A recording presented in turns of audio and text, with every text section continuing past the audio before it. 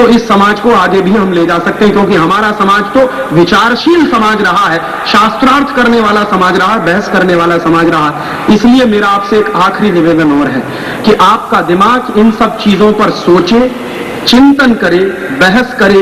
इसके लिए एक छोटा सा काम करिए कि टेलीविजन का स्विच ऑफ कर दीजिए, अपने अपने घर का टीवी बंद कर दीजिए, क्योंकि जब से टीवी चल रहा है आपने चिंतन करना छोड़ दिया है। इस टेलीविजन का सबसे ज्यादा नुकसान अगर कोई हो रहा है समाज को, तो हमारी विचारशीलता खत्म हुई है, बहस करने की शक्ति खत्म हो गई है, विश्लेषण करने की शक्ति खत्म हो गई है। देश और समाज और राष्ट्र के बारे में सोचने की बातें हमने बहुत पीछे छोड़ दी हैं, क्योंकि टेलीविजन में फंस गए। और होता क्या है, दिन भर मान लीजिए हमारे मन में कोई विचार आता भी है, कोई चिंतन हम करते भी हैं राष्ट्र के लिए, देश के लिए, और घंटे भर का चित्रहार देख लेते हैं तो सब साफ हो जाता है दिमाग में से। क्योंकि जब आप चित्रहार देख रहे हैं और आपको गीत सुनाया जा रहा है चोली के पीछे क्या है और चीज बड़ी है मस्त मस्त, तो आप राष्ट्र की बात सोचेंगे, उस समय समाज की बात सोचेंगे कि देश की बात सोचेंगे? इसलिए मेरा आपसे बहुत विनम्र निवेदन है कि आज आपके चिंतन की, आपके विचार की इस राष्ट्र को जरूरत है। तो वो चिंतन और विचार आप तब कर सकेंगे जब टेलीविजन देखना बंद करें। तो मेरा आपसे आखिरी निवेदन है कि आप टीवी बंद करिए, और टीवी इसलिए भी बंद करिए कि ये देखने लायक नहीं है। जिससे भी मैं पूछता हूं कि भाई टीवी क्यों देखते हो, हर व्यक्ति एक ही जवाब देता है, राजीव भाई मनोरंजन करने के लिए। अब वो मनोरंजन में क्या होता है, घर के छोटे छोटे बच्चे, उनके साथ उनके मम्मी पापा, उनके साथ उनके दादा दादी, सब आंखें फाड़ फाड़ के चित्रहार देखते हैं जो देखने लायक नहीं है। और दादा दादी 3-3 पीढ़ियां एक साथ बैठ के 60-60 साल के बूढ़े चित्रहार देखते, पता नहीं क्या मजा आता है। शर्म नहीं आती किसी को अपनी आंखों में कि क्या देख रहे हैं। उनके बच्चे भी देख रहे हैं, वो भी देख रहे हैं, और पूरा का पूरा परिवार का सत्यानाश हो रहा, मर्यादाएं खत्म हो रही। इसलिए आप ये टीवी बंद करिए, और इसलिए भी बंद करिए कि ये टीवी नहीं है, इडियट बॉक्स है, बुद्धू बक्सा है। और इसकी इडियोसिटी कितनी जबरदस्त है उसका एक उदाहरण मैं आपको दूं। ये टेलीविजन पे किस तरह की इडियोसिटी आती है। एक एडवर्टीजमेंट आता है जिसमें एक छोटा सा बच्चा कहता है, I am a Complan boy. तो फिर एक छोटी सी बच्ची कहती है, I am a Complan girl. इसका माने क्या है, मैं कॉम्प्लोन का बेटा हूं और मैं कॉम्प्लोन की बेटी हूं। और कॉम्प्लोन क्या है, टिन का डिब्बा। अब आप बताइए, टिन के डिब्बा के बेटा बेटी हो सकते? और अगर टिन के डिब्बा के बेटा बेटी हो रहे हैं तो ये आपके पुरुषत्व को सबसे बड़ी चुनौती है।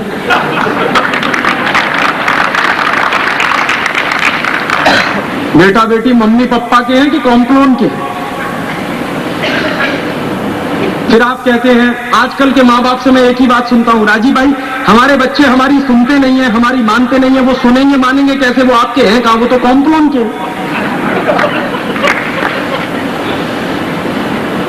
इसलिए ये टीवी नहीं है, इडियट बॉक्स।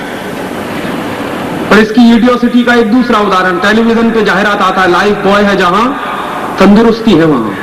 अभी आप बताइए कि तंदुरुस्ती अगर लाइफ बॉय से आती है तो भोजन क्यों करते हैं? आज के बाद सब भोजन करना बंद करिए, एक एक लाइफ बॉय खरीद लीजिए और दिन में 10-10 बार रगड़िए, सबकी तंदुरुस्ती बने। ऐसे ही इडियोसिटी दिखाते हैं। टेलीविजन पे कहता है, लाइफ बॉय मैल में छुपे कीटाणुओं को धो डालता है। कभी टीवी नहीं कहता कि मैल में छुपे कीटाणुओं को मार देता, हमेशा कहता धो डालता है। इसका मतलब जानते हैं क्या? जो कीटाणु मैल में छुप गए हैं इनको धो पहुंच के और तंदुरुस्त बना देता है। इसलिए टीवी नहीं है, इडियट बॉक्स है। क्या दिखाते हैं जाहिरात में, एक खिलाड़ी है जो फुटबॉल खेलना नहीं जानता, लाइफ बॉय लगा के जब फुटबॉल खेलने जाता है बिना गोल मारे वापस नहीं लौटता। तो मुझे लगता है भाई लाइफ बॉय लगाने से ही इतना अच्छा कोई खिलाड़ी बनता है तो पूरी की पूरी फुटबॉल टीम को लाइफ बॉय की एजेंसी दे देनी चाहिए। क्योंकि हमारी फुटबॉल टीम जब ओलंपिक में जाती है तो 0 अंडा लेके आती है, क्वालिफाइंग राउंड में बाहर हो जाती है। उस दिन मुझे इतना अफसोस होता है कि एक एक खिलाड़ी को 2-3 पैकेट लाइफ बॉय के मिले होते तो 10-12 गोल्ड मेडल तो आ ही जाते। ये टीवी नहीं है, इडियट बॉक्स है। क्या इडियोसिटी दिखाते हैं टेलीविजन पे, एक जाहिरात आता है, फेयर एंड लवली। क्या है, गोरेपन की क्रीम। अभी आप बताइए, फेयर एंड लवली लगाने से सब गोरे हो जाते तो दक्षिण भारत में तो कोई काला नहीं रहना चाहिए। आप एक नहीं 100 फेयर एंड लवली लगाइए, आप जैसे हैं वैसे ही रहने वाले हैं, कोई फर्क नहीं पड़ेगा। ऐसे ही टेलीविजन की इडियोसिटी है, उस पर एक जाहिरात आता है रोटोमैक, एक पेन है, क्या होता है उससे लिखते लिखते, हाँ जरा बताइए कि ऐसा भी कोई पेन आता है जिससे लिखते ही लिखते सब हो जाए? और आपके देश के बच्चे स्कूल में पढ़ने के लिए जा रहे हैं कि लिखते लिखते सब करने के लिए जा रहे हैं? इसलिए ये टीवी नहीं है, इडियट बॉक्स। और इसकी इडियोसिटी का नमूना देखिए, एक विज्ञापन आता है कॉलगेट का, उसमें क्या दिखाते हैं, दो पति पत्नी साथ साथ चल रहे हैं, थोड़ी देर के बाद पत्नी मुंह फेर लेती है और अपनी सहेली से कहती है कैसे कहूं उनकी सांस में बदबू आती है। तो उसकी सहेली कहती है सांस में बदबू, चल मेरे साथ। दोनों डॉक्टर के पास जाते हैं, डॉक्टर साहब कहते हैं अरे कॉलगेट का सुरक्षा चक्र तो अपनाया नहीं, सांस में बदबू तो आएगी। तो उनके घर में कॉलगेट आ जाता है। उनके मिस्टर जिनकी सांस में बदबू आती है वो कॉलगेट रगड़ते हैं। कॉलगेट रगड़ने के बाद दिखाते हैं उनकी पत्नी उनके नजदीक आ जाती है और नीचे एक लाइन लिखते हैं दूरियां नजदीकियां बनी। जानते हैं इसका मतलब क्या? इसका मतलब है दो पति पत्नी अगर कॉलगेट नहीं करेंगे तो दूर दूर रहेंगे, कॉलगेट करेंगे तभी नजदीक आएंगे। बताइए इससे बड़ी बेवकूफी कुछ हो सकती है? भारतीय संस्कृति कहती है कि पति पत्नी का रिश्ता परस्पर प्रेम, परस्पर विश्वास, परस्पर सद्भाव पर टिका होता है। ये इडियट बॉक्स कह रहा है कि कॉलगेट पेस्ट पर टिका हुआ।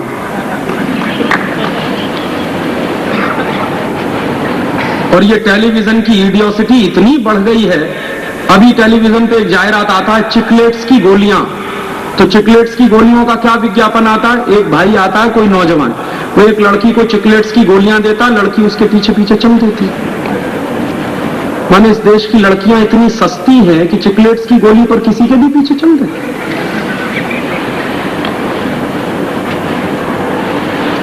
इसलिए मैं आपसे कह रहा हूं कि ये टेलीविजन नहीं है, इडियट बॉक्स है। और आप क्या करते हैं कि बार बार लगातार यही इडियोसिटी देखते हैं, बेवकूफी देखते हैं और आप फिर वही बेवकूफी करते हैं बाजार में जाके, वो सामान खरीद के लाते हैं। इसलिए मैं आपसे मना कर रहा हूं कि ये टीवी बंद करिए। और ये टीवी इसलिए भी बंद कर दीजिए कि बच्चों पर इसका बहुत बुरा असर पड़ रहा है। अभी मैं पूना में था, मेरा जाहिर व्याख्यान हुआ, एक डॉक्टर आया मेरे पास व्याख्यान के बाद, उसने बताया राजीव भाई पूना के मेंटल हॉस्पिटल में वो डॉक्टर नौकरी करता। उसने बताया कि एक बच्ची है 12 साल की, जी हॉरर शो देखकर पागल हो गई, उसका इलाज चल रहा अभी पूना। अभी चंद्रपुर में जब मैं गया था तो मेरे जाहिर व्याख्यान के बाद एक बहुत ही गरीब मजदूर आया, रोता हुआ मंच पे आ गया, कहने लगा राजीव भाई मेरे घर का तो सत्यानाश हुआ। मैंने कहा क्या हुआ तेरे घर में? तो कहने लगा मैं बहुत गरीब मजदूर हूं, मेरे पास बिल्कुल पैसा नहीं, लेकिन मेरा एक 11 साल का बेटा वो रोज मुझको कहता था कि टीवी लाओ टीवी लाओ टीवी लाओ। मेरे पास पैसा नहीं था, मैंने बैंक से कर्जा लेकर टीवी खरीद लिया। और टीवी खरीद लिया तो उसका जो 11 साल का बेटा था वो टेलीविजन पे एक सीरियल देखता था, उसका नाम था शक्तिमान। तो वो शक्तिमान सीरियल में पता नहीं क्या दिखाते हैं कि वो कोई है घूमता हुआ ऊपर से कूदता है, जमीन पे आता है, कोई हीरो है उसका। तो बच्चा देखता था उसको गौर से। एक दिन क्या किया उसने, छत पे चढ़ गया और घूमते हुए कूदा छत पर से, उसके दोनों पैर टूट गए। उसको हॉस्पिटल में भर्ती कराया, डॉक्टरों ने एग्जामिन किया, उसके बाद उसको पैरालिसिस का अटैक आया, उसकी दोनों टांगें बेकार हो गई हमेशा के लिए। तो गरीब मजदूर कह रहा था कि राजीव भाई मेरे पास तो कुछ भी नहीं है, यही 11 साल का बेटा मेरी संपत्ति थी, ये चला गया मेरे हाथ से, अब क्या करेंगे?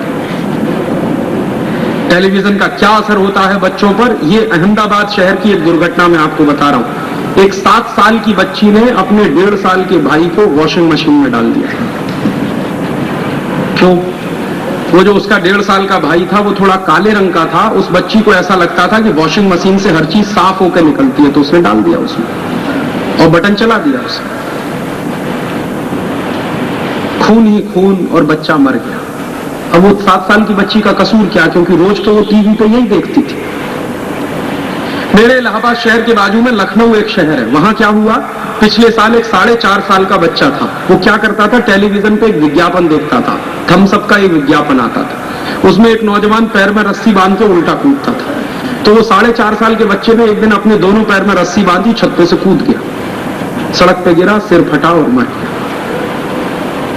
कितना बुरा असर पड़ता है बच्चों पर टेलीविजन का, उसके लिए मैं कुछ नमूने आपको दे रहा हूं। और अमेरिका में भी यही हालत है, हमारे यहाँ ऐसा नहीं, अमेरिका में भी यही हालत। अमेरिका में अभी 2 बच्चों ने, प्राइमरी स्कूल के 2 बच्चों ने अपनी क्लास के 5 बच्चों का मर्डर कर दिया राइफल से। एक बच्चे की उम्र 11 साल, दूसरे की उम्र 13 साल। और उन दोनों बच्चों को पुलिस पकड़ के ले गई। पुलिस ने उनसे पूछा कि तुमने ये क्यों किया, क्योंकि 14 साल से कम उम्र के बच्चों को अमेरिका में सजा नहीं दी जा सकती। तो पुलिस ने पूछताछ की तो दोनों बच्चों ने कहा कि हम 15 दिन से एक सीरियल देख रहे थे, उस सीरियल में जो हीरो है वो ऐसे ही मर्डर करता था, तो हमने कर दिया। उसके बाद अभी टेक्सास के एक सबर्ब में दूसरी दुर्घटना हुई। एक खुली जीप में अमेरिका के 10-12 बच्चे सवार हुए, उनके हाथ में स्टेन गन थी। टेक्सास के एक सबर्ब में गोलियां चलाते हुए बाजार में से निकल गए, 34 लोगों को मार दिया। पुलिस ने उनको पकड़ा, उन नौजवानों से पूछा गया तो उन्होंने कहा कि हमने एक फिल्म देखी टेलीविजन पे, उसमें इसी तरह से गोलियां चलाई गई थी तो हमने चलाई।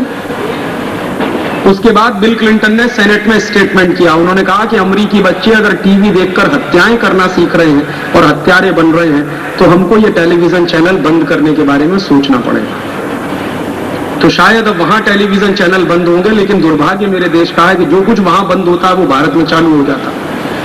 स्टार टीवी बंद हुआ यूरोप में, वो यहां चालू हो गया। CNN बंद हुआ यूरोप में, बहिष्कार हुआ, वो यहां चालू हो गया। जी और इस तरह के बेवकूफी के सीरियल कोई नहीं वहां चलते, वो यहां चालू हो गया। बोल्ड एंड ब्यूटीफुल नाम का टीवी सीरियल पूरे यूरोप में बैन है। सिर्फ ब्रिटेन को छोड़कर बाकी दुनिया के किसी भी देश में नहीं चलता। फ्रांस की सरकार ने सबसे पहले बैन किया था बोल्ड एंड ब्यूटीफुल, लेकिन हमारे देश में धड़ल्ले से चल रहा। ऐसे तमाम उल्टे सीधे टीवी सीरियल आपके बच्चे देख रहे हैं, जिसका बहुत बुरा असर उन बच्चों के मन पर पड़ रहा है। और आप जानते हैं बच्चे बहुत भोले होते हैं, जो देखते हैं वही करते हैं अपने जीवन में, जो सुनते हैं वही करते हैं अपने जीवन में।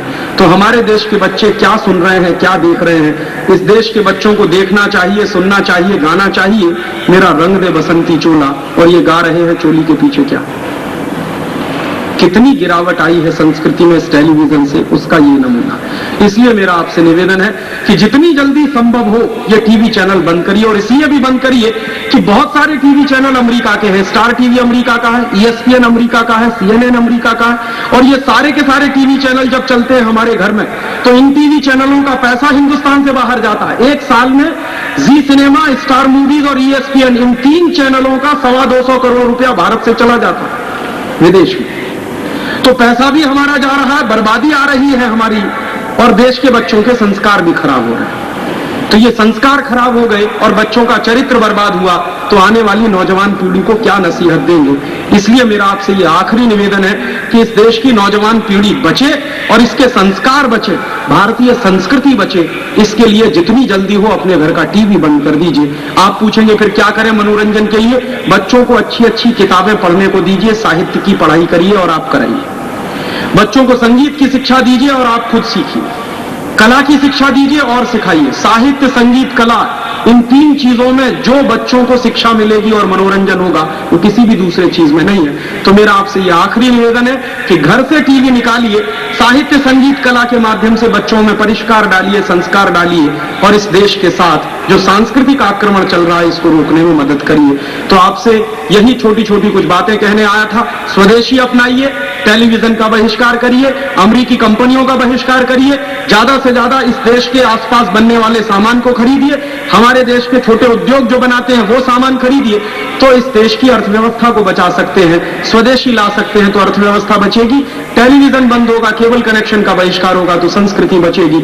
और इसी सब काम के लिए आपसे कुछ दान मांगने आया, वोट मांगने आया नहीं, कभी आऊंगा नहीं। किसी पार्टी से कोई रिश्ता नहीं, ना आपसे नोट मांगने आया। आपसे वोट नहीं चाहिए, आपसे नोट नहीं चाहिए। आप फिर पूछेंगे क्या चाहिए हमको? मुझे आपसे क्या चाहिए? आपका एक तो संकल्प चाहिए जो आप अपने जीवन में धारण करेंगे स्वदेशी का, और दूसरा आपसे समय दान चाहिए। एक दिन में आपके पास 24 घंटे का समय है, इसमें से 23 घंटे आप अपने लिए रखिए, 1 घंटे का समय दान करिए। तो 1 घंटे में आप क्या करेंगे? जो कुछ मैंने आपसे कहा, यही बात आप रोज कम से कम 2, 3, 5 लोगों को कहिए, कम से कम। और रोज अगर एक व्यक्ति को भी आप ये बात कहें तो साल में 365 परिवारों तक ये संदेश पहुंचेगा। और जो भी व्यक्ति यहां है, अगर एक एक व्यक्ति साल में 365 परिवारों तक ये संदेश पहुंचाएगा तो एक बहुत बड़ी क्रांति इस देश में हो जाएगी। तो घर घर गांव गांव गली गली इस विचार का प्रचार करना है, और घर घर गांव गांव गली गली इस विचार के प्रचार के लिए आपका संकल्प चाहिए, आपका समयदान चाहिए। इस काम में जो भी लोग समयदान देना चाहते हो, जिनको भी लगता हो कि राजीव भाई हम इस काम में लग सकते हैं, कुछ कर सकते हैं, वो अपना नाम पता, वहां एक स्टॉल लगा हुआ है जिस पर कुछ पुस्तकें और कैसेट मिल रही हैं, वो आप देकर जाइएगा। आपका नाम पता हमारे पास रहेगा। हम सारे देश में इस आंदोलन को चला रहे हैं और इसके माध्यम से एक बड़ा संगठन बना रहे हैं, क्योंकि बिना संगठन के कोई भी बड़ा काम लंबे समय तक इस देश में नहीं किया जा सकता। तो आप जैसे लोगों का समयदान अगर मिलेगा तो ये संगठन बनेगा, और ये संगठन बनेगा, सारे देश में चलेगा, तो एक नए तरह की क्रांति का सूत्रपात इस देश में होगा, जिसमें वोट नहीं, नोट नहीं, समय के दान के साथ राष्ट्र और समाज का काम करना है। उसी काम के लिए मुझे आपसे थोड़ा सा समयदान की अपेक्षा है। अगर आप दे सकें तो आपका बहुत बहुत शुक्रिया, बहुत बहुत धन्यवाद, बहुत बहुत आभार।